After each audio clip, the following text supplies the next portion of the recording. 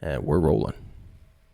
Good morning and welcome to the walk-off. I'm in Seattle right now. This hoarse voice of mine is from yelling last night at the game. And Adam, what a fun environment. It was really disappointing to watch an embarrassing loss like we had to endure last night. Well, there is more than 50% of the fans in the building that are Canadian. It really... It felt insulting almost as a fan watching Anthony Banda open up yesterday's game and then slide Casey Lawrence in there. But we're going to get into all of that. Hello to all of you. I'm Scott Belford, joined as always by the best co-host in the biz, Adam Mack. And I'm up early, buddy. Well, we appreciate the effort out there on the West Coast. You're up late with the late games. What time did the game wrap for you? 10:30, 11 o'clock? Yeah, local it was about time? 10:30 when things wrapped up. And it was an awful game. Of course. Like, miserable. Just a miserable game to watch. Anyways, we are going to get into all of that stuff here. Let's do the housekeeping, if you will. Socials. Okay. Obviously, you can follow us on Twitter at Walk Off Podcast, on Instagram, the Walk Off Podcast. We've got our Discord link in the show notes, and you can join that anytime. That's always free. Of course, a happening community and hub of Blue Jays fans. We've got our Patreon, which obviously very grateful to anyone who has invested any money into our Patreon. A big thank you. And Adam's got the names here. David, Avraham, Michael, Sarah, John, Simon, Rashid, Joshua, Jeremy, Ian, and Dunedin Bob. Thank you very much for your support at patreon.com/The Walk Off Podcast. Movie reviews, Bull Durham, Mr. Baseball, Major League, Moneyball. Field of Dreams will be up today, I promise.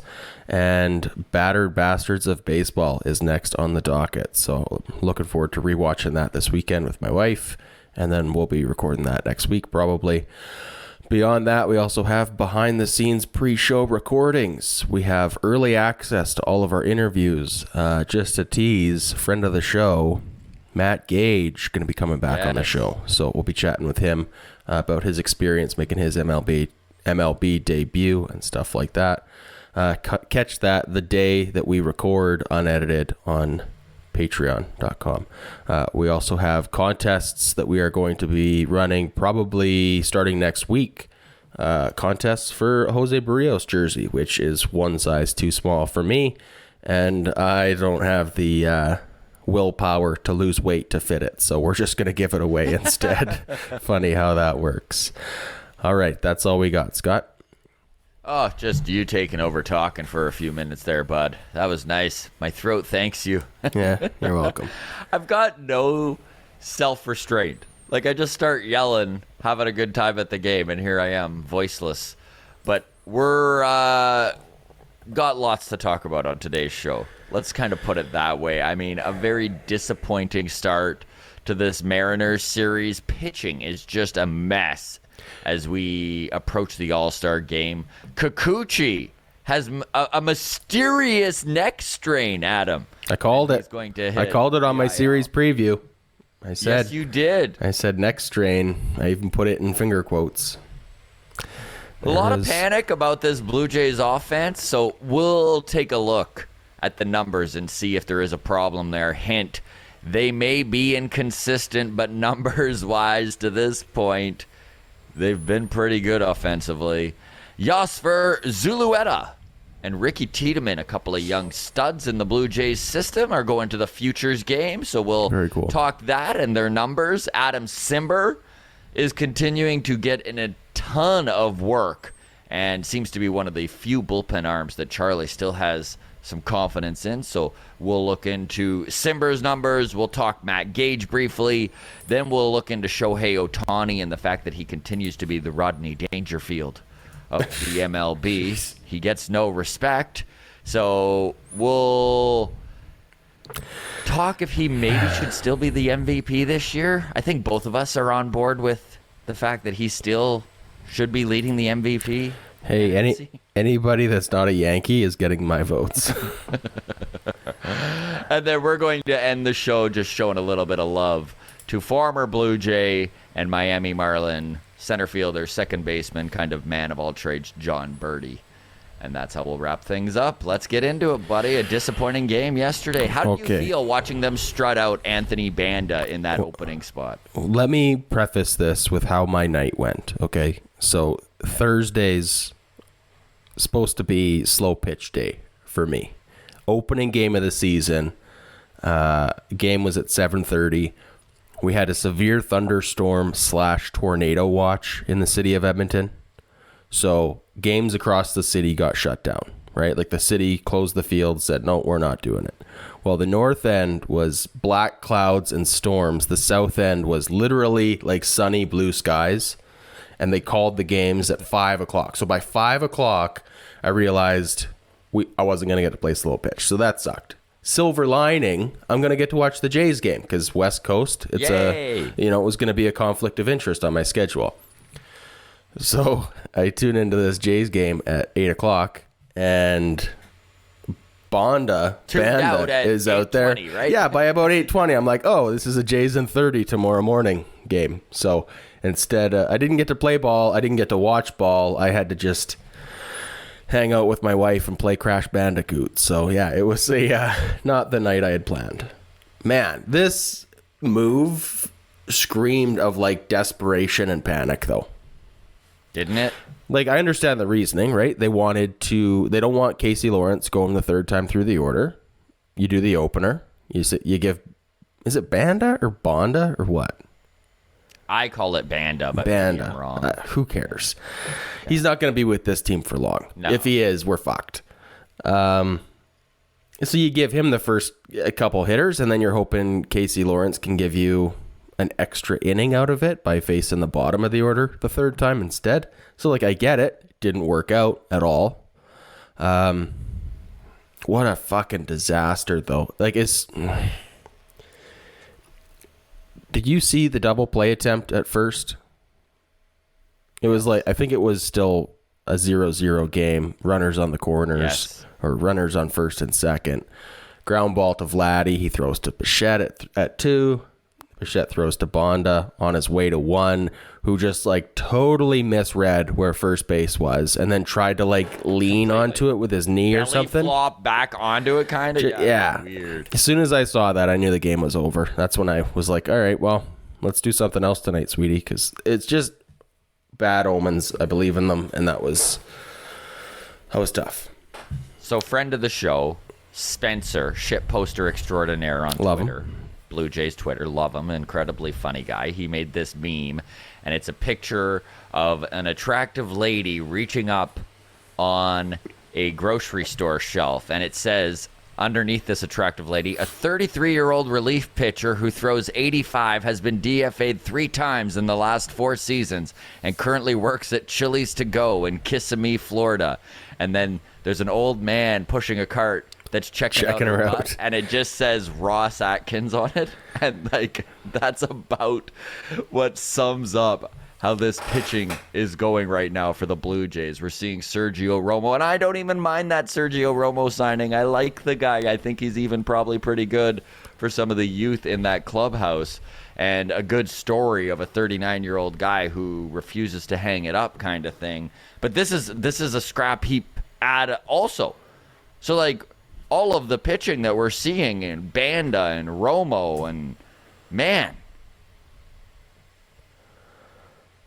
this isn't going to move the needle.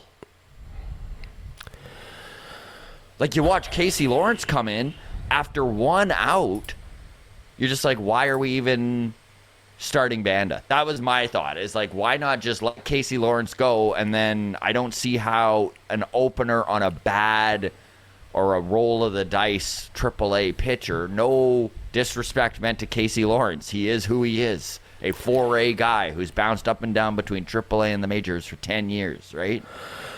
I mean, if Bonda gets through the first inning, right? Let's say he doesn't belly flop at first base. They get the double play. The inning goes differently. Maybe they still give up 1 run, right? Maybe they get out of it with no damage. And then Casey Lawrence comes in with a clean inning, gets to pitch deeper into the game. It looks like a brilliant move, right? Sure, if it works. Sure. But this is a results-based business, isn't it, Scott? The biggest disappointment, dude, was just being at T-Mobile Park and knowing that there's probably 50% of the fan base that is Canadian and Jays fans there, and it's such a special atmosphere and such a cool part of Blue Jays baseball that us Toronto fans haven't been able to experience in years because of the pandemic. Finally, for the first time since 2019, folks are able to cross the border, are able to go to this game. There's people there from Saskatchewan. There's people there from Alberta. Half the city of Vancouver is down here. Like, it was just so cool to walk around the streets of Seattle and it be all Blue Jays fans and there be this camaraderie and to show up to this game and just be embarrassed. And look, I understand Kevin Gausman took the comebacker. This should have been Kevin Gausman's start, right? Yep. So, yeah, this was a Band-Aid solution, but it just feels like a real lost opportunity for the fan base, to celebrate this team in Seattle. Well, we don't want to spend too much time on this, but we've given Papa Charlie, a lot of slack in the past for doing the best with the cards he's dealt. Are you still patient with Papa Charlie, or? I don't even know how to answer that question, man. Because I don't think Charlie's the problem, but I don't know if he is. I don't think he's the problem, but also let me rephrase it to you this way. Do you think that with the cards that he has, do you think he's maximizing the results? Like, we're going to talk offensive stats and stuff, right? Like, do you think that I don't either. And that's where, for me, it's like, maybe he is the problem. Like, maybe he's not the problem, but he's not the answer. Can both of those be true? I think so. The biggest, hardest thing for me is that I don't think the answer is out there in terms of management. Like, there isn't just, there isn't a Bill Belichick of baseball just sitting at home wondering why Atkins isn't calling, right? Like, we go hire Russell Martin tomorrow. That's not, there's going to be growing pains. And I don't know. It's a tough spot with Charlie Montoya. I don't want to dwell on it too much. That's a whole topic for another time. And I mean, we got a lot to talk go about. Into what we need anyways, which is obviously pitching. Yusei Kikuchi, what a mess in his last start against Oakland, dude. Like, and thank God Jose Barrios found it and pitched so well in that Wednesday game, because Yusei Kikuchi just gave them 2 innings of crap pitching, allowed 4 runs, continued to stress this bullpen, and now he's on he's on the IL with a neck strain. This neck strain, by the way, is very similar to when I had a stomach ache in grade 8 science class because my project wasn't done, right? Like, it's more, can we make this passable? Can we? Yeah, I've had to miss a couple school dances with a case of the neck strain in my life, right? I'm not going to dance with girls. What? I would have loved to have been there. No, I don't know. Look. Dude, the guy refuses to throw his fastball. He shows no confidence in it. It's his best pitch. So if you've got a 31-year-old guy with a career numbers that constantly show that he has no confidence in the fastball and his secondary stuff isn't very good, what do you have? What are we doing? Yeah. Well, okay. I know this wasn't in the show notes, but I spent a fair amount of time arguing with folks in the Discord. By the way, Discord is free to join. We probably get 2 or 3 new people joining. Yeah. Well, not quite daily, but quite a bit. It's growing pretty quick. A lot of people seem to think that, like, okay, obviously the bullpen feels like the most glaring issue right now, right? And we do have, like, Barrios and Gausman and Manoah and Stripling, and beyond that, there's not much. But, you know, on paper, you go, okay, we got 4 good starting pitchers, right? The bullpen is so overworked, though, Scott. Like, it is. If we don't get proper starting pitching to help this team out, like, if we name the best relief pitcher you could think of, regardless of trade market or not, like, just who's the best. Who's the best closer that you could get? Hendricks, Hader. Josh Hader. Yeah. Sure. If we get Hader and Hendricks, if we add both of those guys, don't have to subtract anything from this team but prospects, right? Obviously, we have to give 100 prospects to get those guys, but whatever. If we had both of those guys and do nothing else with this team, they're going to look like just as bad in a month after pitching 2 innings a game 4 times a week. Like, no, we've talked about this, and you know I'm on your side. So much deeper than just relief pitching. So the idea that, like, we can just go out and get a Bard or a Hand or this guy or that guy, and like, 2 or 3 relief arms, and now this team is going to be better, and we don't need to add starting pitching, is absurd to me. Well, we do need relief pitchers, but if we don't get a starting pitcher, it's a moot point, in my opinion. I agree with that, and I forget who the comment was from. I mean, this is probably more of a mailbag type of thing, but one of the comments on YouTube was a guy who basically summed it up really well in saying one acquisition is not going to solve this team's problem, and that's very true. However, I really do think, and I know you're on the same page here, that the addition of a starting pitcher is going to lengthen this bullpen by allowing this organization to put Ross Stripling back into the pen. A dude who's stretched out, a guy who's obviously going to be able to pitch 2 to 3 innings every 3 days, and that will go a long ways. Yes. Juan is in the background here really showing off his Mariners gear. Oh, yeah. Yeah, here he is. Oh, look at this. Yeah. Oh, yeah. Beautiful. I do like the Mariners blue and gold, though. That's a great color scheme. I like that color scheme better than the teal and silver. So, I mean, the truth is, dude, is that if we can go out and spend some prospect capital and get a pitcher that is going to move the needle, a guy like we know the guys who are out there, right? The Frankie Montas, the Luis Castillos, and get Stripling back into the pen, then you are picking up guys at the deadline on expiring contracts.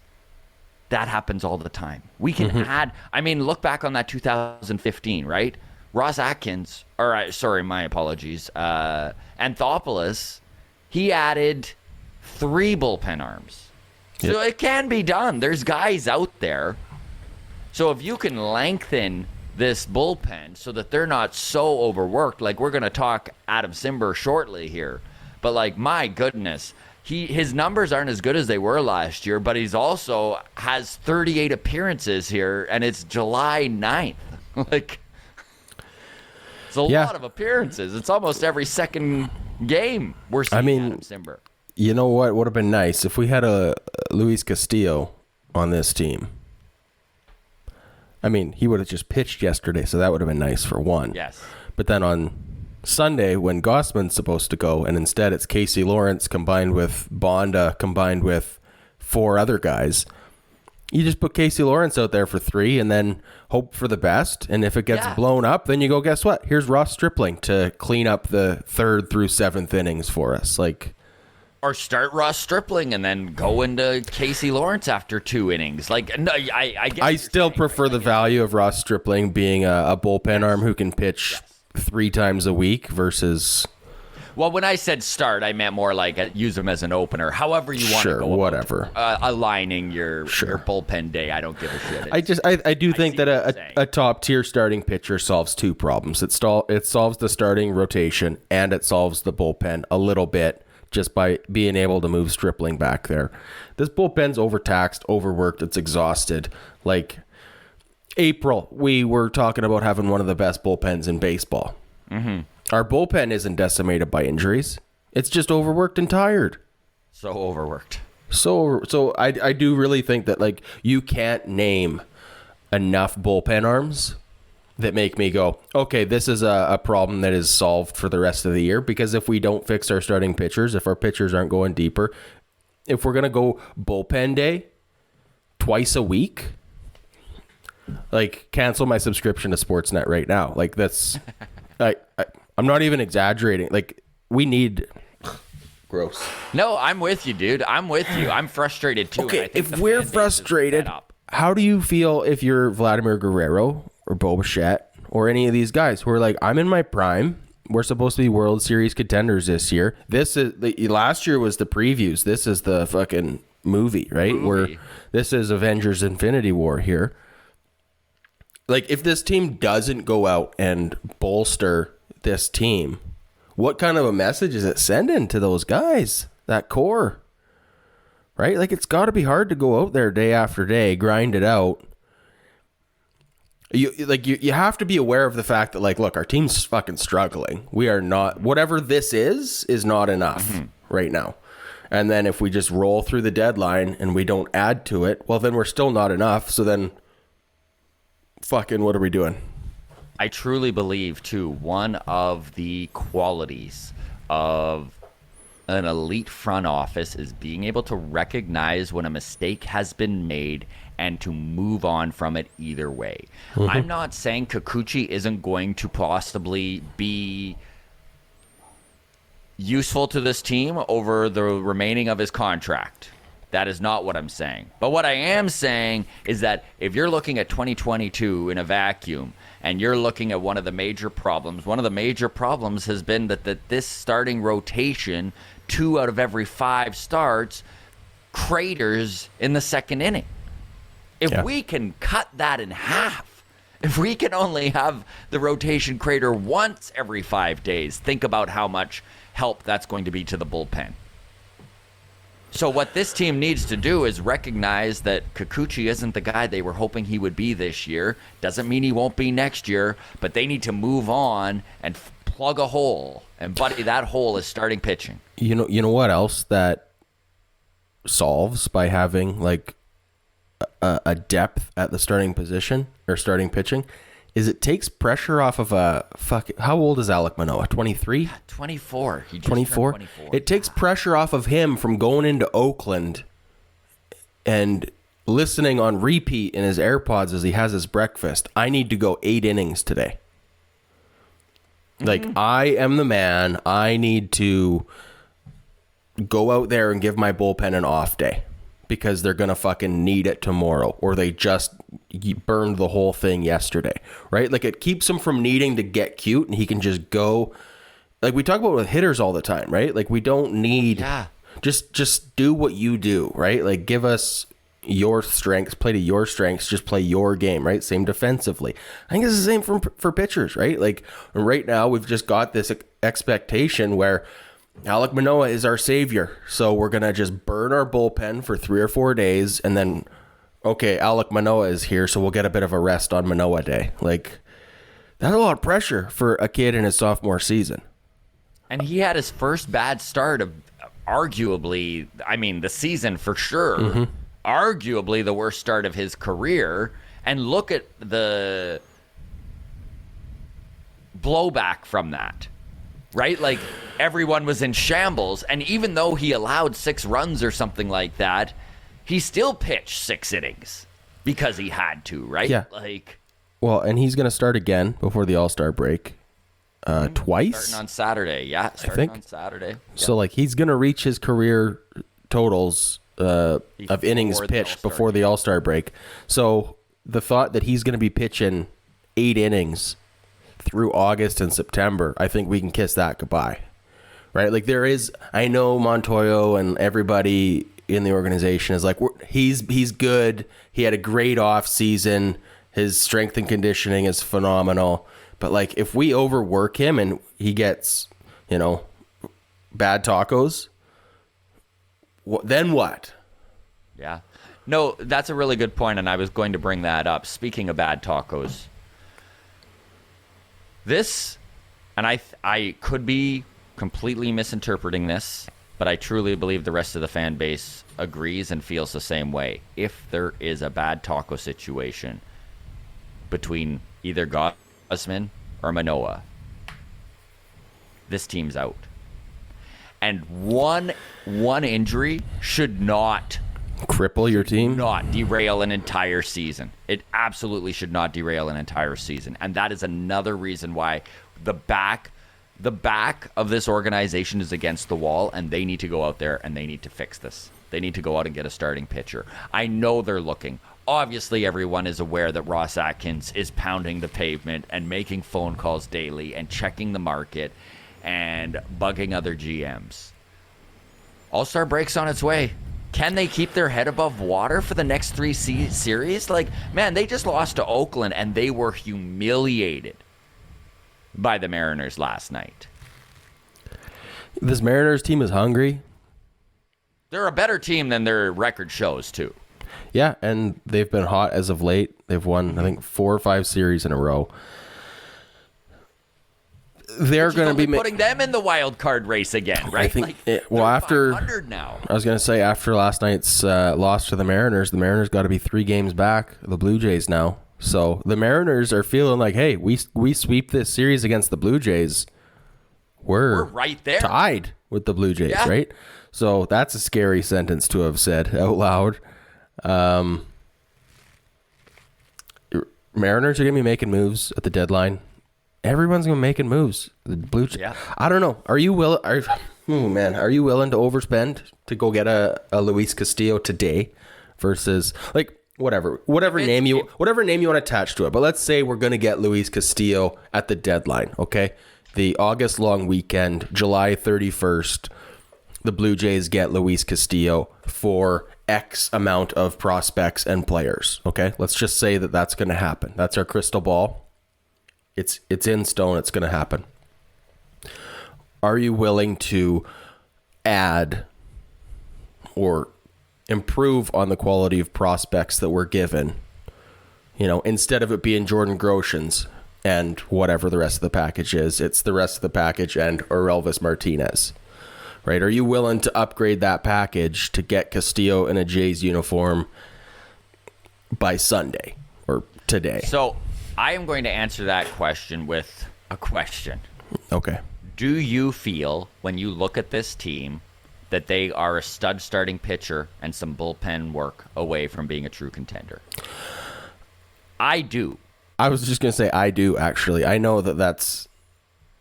We're not one guy away from fixing it, but you did quietly say, and some bullpen help. Like, yeah, I think that offensively we're good enough. Mm-hmm. You know? So in that case, I don't wish to blow this year.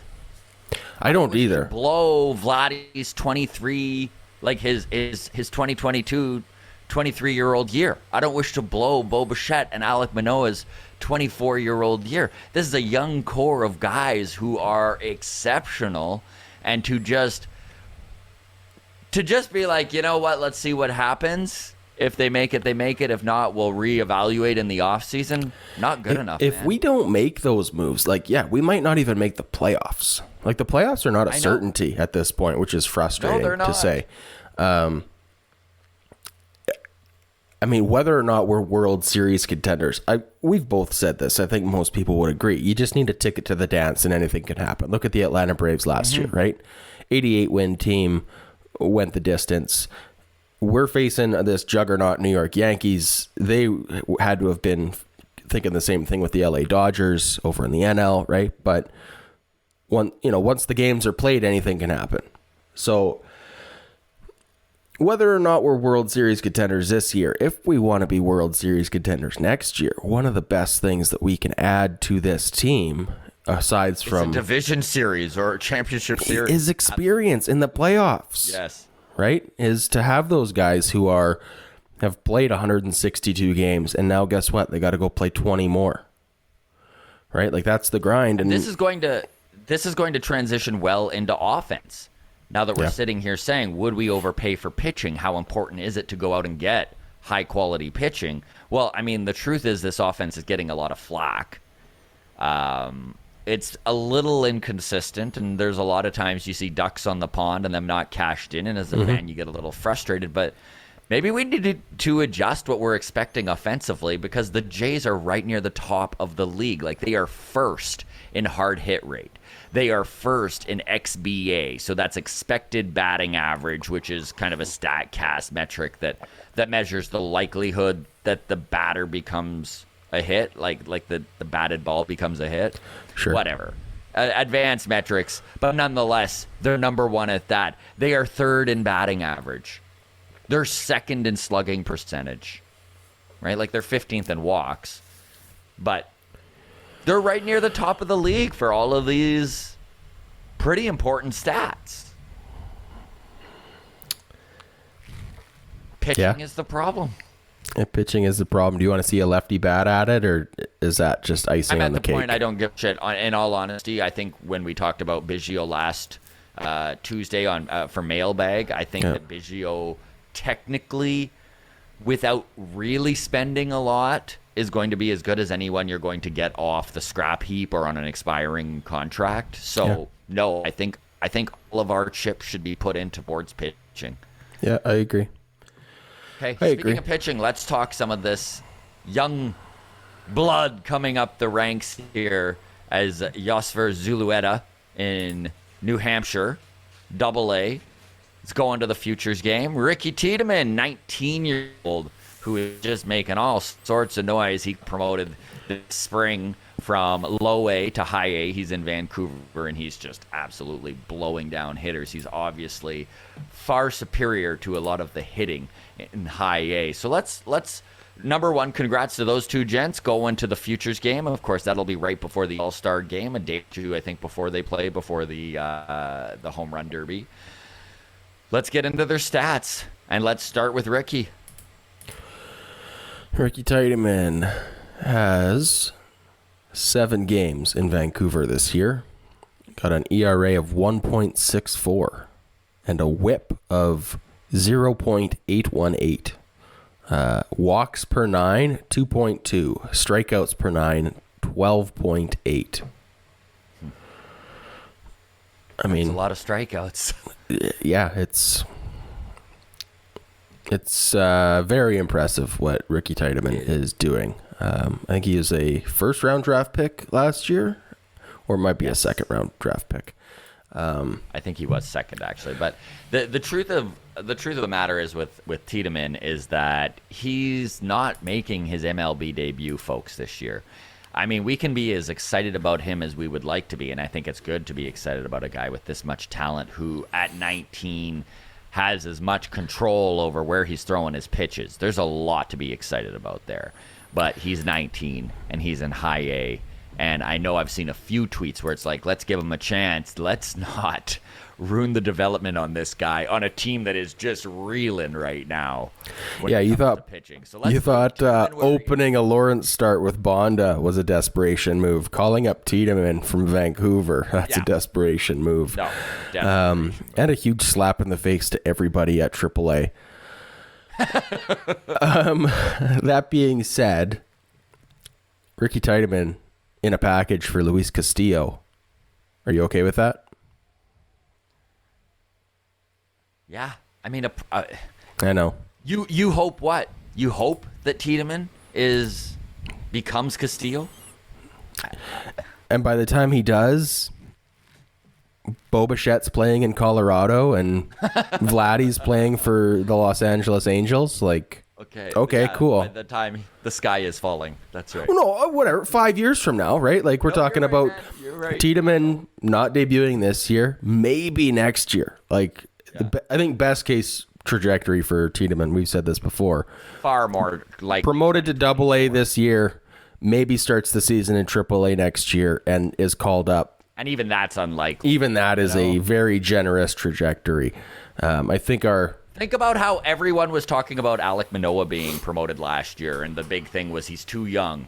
He just turned 23. I mean, it's worked out, but he's exceptional. Tiedemann, he's exceptional. It's incredible, but Tiedemann's going to be 20 next year, right? Like, that's still 3 years. And there was a lot of talk that Manoah was too young. Anyways, if he can do it, great. But you don't see very many 20-year-old starting pitchers. It's far more likely that he gets the call-up in 2024. And even there, you look at a guy like Shane McClanahan, who's most likely to win the Cy Young this year with Tampa Bay. I mean, they brought him up at 22. He's 25 now.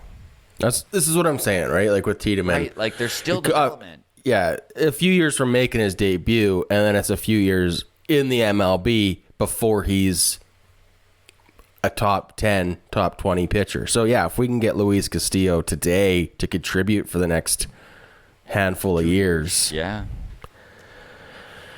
Listen, and by the way, I don't like the idea of moving top prospects, but that's what you got to do to get what we need right now. You got to pay big to get big, man. Yeah. You got to pay big to get big. Yosver Zulueta. Let's talk about the Cuban that they wound up getting on the international draft market. I think it was 3 years ago, and he has just been injured and struggled with staying on the field since they have picked him up, and he's made the move from Cuba to the minor league system for the Jays. But he has been healthy this year, and he is blowing through the system right now. Started in low A. He got the call up to high A. He then got the call up to double A, and that's where he's pitching currently. Let's hear his numbers as he goes to the Futures game for the All-Star break. So his season totals across double A and single A. He's got an ERA of 3.7, a whip of 1.185, with a walks per 9 of 4 and a strikeouts per 9 of 13.7. So very high K rate. Very high K rate.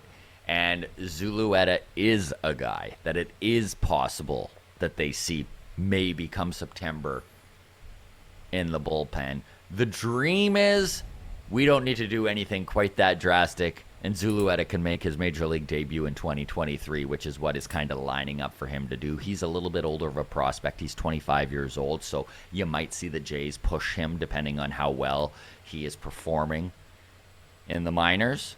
This year it's been great. Again, it's a big jump, double A to the majors, right? Yep. So I don't think that there really isn't any internal solutions, I guess, is the long and short of what we're talking. But congrats to Zulueta. Congrats to Tiedemann heading to the Futures game. Very cool. Let's get into some bullpen talk. I know it's all we've seemed to be talking, but Adam Cimber is having an excellent year. He's been heavily worked. He's already appeared in 38 games. I mean, we're at what? Game 82? So he's just under 50% of the time being used by Charlie Montoyo. He leads the AL in appearances for pitchers. He's 8-2. I mean, he's up there with the top win getters because he's a guy who can go into a game and hold it down until the Jays take the lead. 8-2 is very impressive. I know his ERA is in the threes. Let's hear his numbers. ERA of 3.28. He's got a whip of 0.981. And there it is. And strikeouts per 9, 6.6. So, like, decent, not anything you're excited about. Strikeout guy, yeah. But the walks per 9 of 1.5. So he doesn't walk and he doesn't give up hits. Like, his whip is under 1, and that is so impressive. He goes in high leverage situation. You see Cimber coming out of the pen when guys are on first or guys are on second in scoring position. He is the man that when the team's back's against the wall, that's who Charlie's calling out of the pen. And think about Ross Stripling moving back into the bullpen and what that even does for Adam Cimber. Right? A lot of these guys that are being overworked are only going to perform better if they're used properly. Yeah. Anyways, we've really beat this dead horse of a pitching problem to death here, so we will move on and we'll talk. Number one, Matt Gage, probably going to get the call up back to the big leagues here very shortly. He's currently on the taxi squad. I know I was messaging with him over the last couple of days. He is going to come back on the walk-off. Of course, friend of the show, he made his appearance about a week and a half before he got the call up. So we like to call that the walk-off bump. He got that, but he will be returning next week to just kind of give us the lowdown on what it was like to make his major league debut. Of course, 29-year-old kid who got washed up in Mexico and just changed his arm slot out of affiliate baseball to find his way back, and has been truly, man, one of the top pitchers for Charlie to turn to in the month of June and early July for this Toronto Blue Jays team. So a big congrats to Matt. And again, you folks, we'll keep you posted posted on when he's returning, but it should be very shortly, sometime within the next week. Okay, let's wrap this show up. We're going to talk Shohei Ohtani, and then we're going to talk John Berti. Shohei Ohtani is... I don't know what it is, dude, and I know we already had a little bit of a talk about how he doesn't seem to get the respect that he deserves. But, man, this Yankees push that it should be Aaron Judge is the MVP without even thinking about it. How do you feel about that? Are you on? I know Aaron Judge is having an incredible season. I don't wish to take anything away from Judge.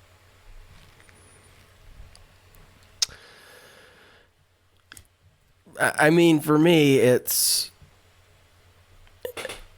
I disagreed with the argument last year when it was against Vladdy, that what he's doing as a pitcher and a hitter is just so exceptional.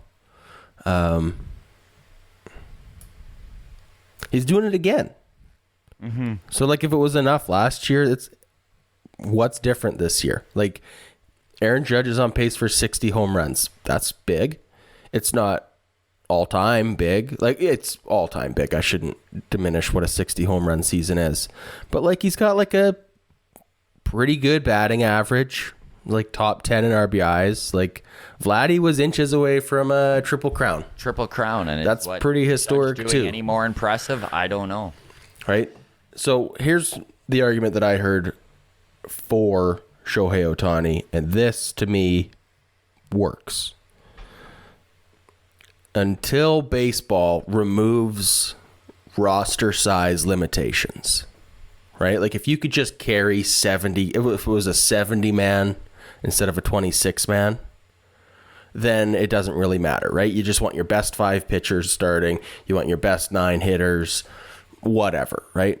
But I mean, look at all the roster manipulation we've had to go through, right? Sending down Matt Gage, phantom IL stint for Yusei Kikuchi, like all this like weird stuff that we have to kind of massage the figures to make work. And like, that's real value when you have a guy taking up one spot, filling 2 needs, right? Agreed. So, I don't know. Shohei Ohtani is doing it again this year. His home run totals are down. I think he's only on pace for 40. What a bum. But his pitching numbers are like way better than they were last year. Mm-hmm. Let's have a look at his ERA this year compared to last year. 2.44 compared to 3.18 last year. Innings pitched, he's 81. He was at 130 last year, so he's on pace to pitch an extra 50 innings over what he did last year. Last year, his whip was 1.09, very impressive. This year, he's got a whip under 1, 0.988. His walks per 9 was around 3 last year. This year, it's around 2, so his walks are down. His strikeouts per 9, 10.8 last year. This year, 12.3. It's up 1.5. He's been unreal. Pitching-wise, unreal. And he's still on pace for 35 to 40 home runs. I mean, it really is an impressive feat what Shohei is doing. And I know one of the biggest pushbacks by Yankees fans that Judge should be the guy is, oh, well, winning. Winning matters. Yeah. Winning matters. Well, in my count, World Series rings, Aaron Judge 0, Shohei Ohtani 0. Yeah, I mean, so that's fair. Also, how about this? If you take Aaron Judge off of that team, they're still probably pretty good team, right? Like, yes. There's still a playoff team for sure. Like, the team around Aaron Judge is so much better than the LA Angels. Mm-hmm. So it's not fair to just say, well, winning matters. Like, you put Shohei Ohtani on that New York Yankees team. What? Yeah. Right? No, you're right. But you put Aaron Judge on the LA Angels, they're still probably missing the playoffs. Because they're the LA Angels, right? Like, yes. 100%. I don't know. I couldn't agree more. All right, let's move on to the last item here. Shohei Ohtani, we both think, is probably in line for an MVP, even if this upsets every single Yordan Alvarez and Aaron Judge fan out there. So be it. Okay. John Berti, some of the Jays fans might remember him. He made his MLB debut with the Jays after 10 years in their minor league system in 2018. He's currently playing with the Miami Marlins. But at 32 years old, the guy is having a very impressive season. I just wish to show a little bit of love his way for what he is doing. He is currently got a 115 weighted runs created plus. He has 25 steals this season. That leads the American League. Yeah. He's on pace for a 5F WAR, which is so impressive. He's an 18th round pick from 11 years ago, right? Like, he really toiled away in the minors until he made his debut at 28, when a lot of guys already would have quit. So John Berti has managed to carve out a spot for himself in today's Major League Baseball, and it's super impressive and super cool to see. Just kind of a tip of a hat. Just interesting too, John Berti with 25 stolen bases to lead the American League has only played in 51 games this year. Wow. He's missed 30 games. Wow. And he leads the league in stolen bases. That's 80 stolen bases is the pace that he's on over a full season right now. That's very impressive for a 32-year-old John Berti. Very impressive. Cool. All right, everybody. We'll wrap it up there. I'm going to continue to yell and scream over the next 2 days here in Seattle. Hopefully a little bit better outcome with Ross Stripling hitting the mound tonight and then Manoah Day on Saturday. Hopefully, fingers crossed, Kevin Gausman is on the bump come Sunday. Otherwise, it's another bullpen day and the scramble continues. So fingers crossed that Gausman's comebacker off his ankle has healed and that he can at least push off and get the job done for this team. Otherwise, frick, I don't even... Max Castillo, I guess, will get the start. We'll see. All right, everybody, go Blue Jays, go. Take care. Thank you so much for always making the community here on the Walk-Off so fun. You can join the Discord for free. Link is in the show notes. You can follow us on Twitter at Walk-Off Podcast and on Instagram, The Walk-Off Podcast. Take care.